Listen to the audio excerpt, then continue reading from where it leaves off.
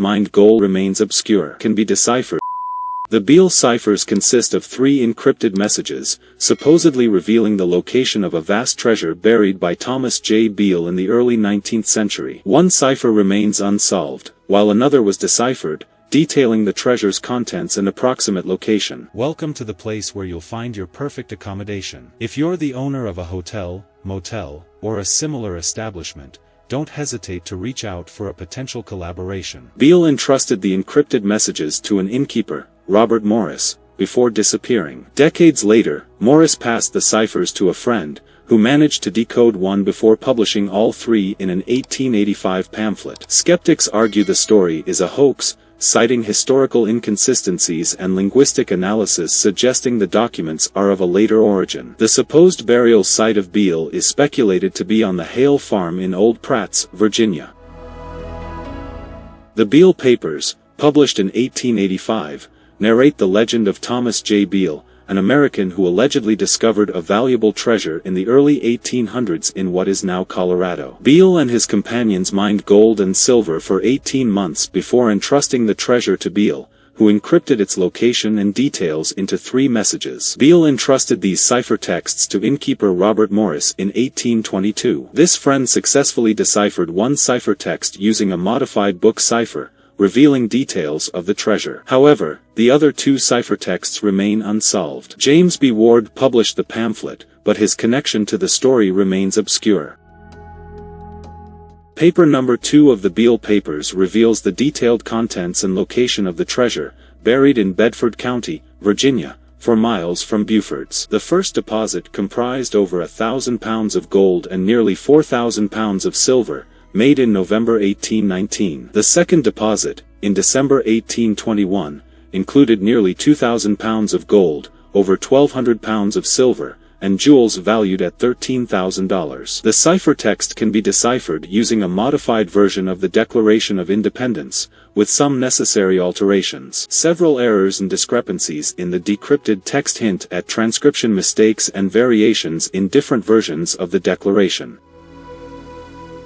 The combined weight of the treasure, as outlined in the inventory provided in the second cryptogram, amounts to roughly 3 tons. This includes an estimated 35,052 troy ounces of gold, 61,200 troy ounces of silver, along with jewels valued at around $220,000 in 2017.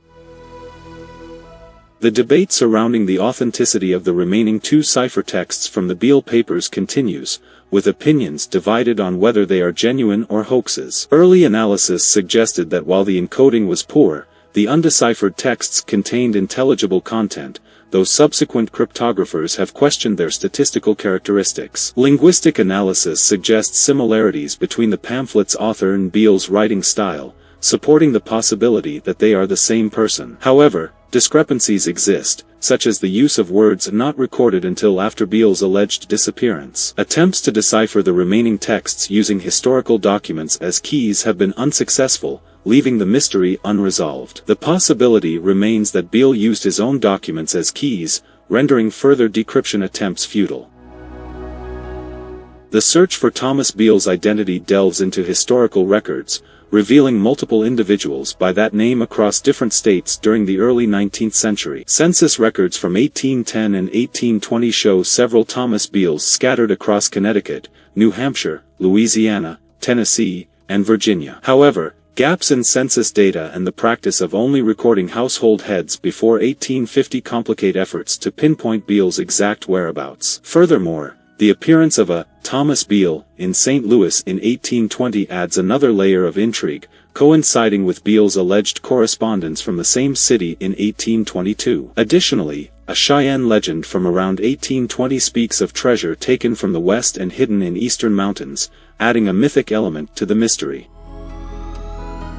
Although Edgar Allan Poe has been suggested as the author of the pamphlet and residency in Virginia, further investigation and facts refute this. Poe's enrollment at the University of Virginia and subsequent departure to Boston in 1827 align with historical records, but he died in 1849, long before the Beale Papers were published in 1885. Moreover, the pamphlet references events such as the American Civil War, which began in 1861, further discrediting Poe's authorship. Stylometric analysis conducted by William Poundstone for his 1983 book, Biggest Secrets, also indicates significant differences between Poe's prose and the writing style found in the Beale papers.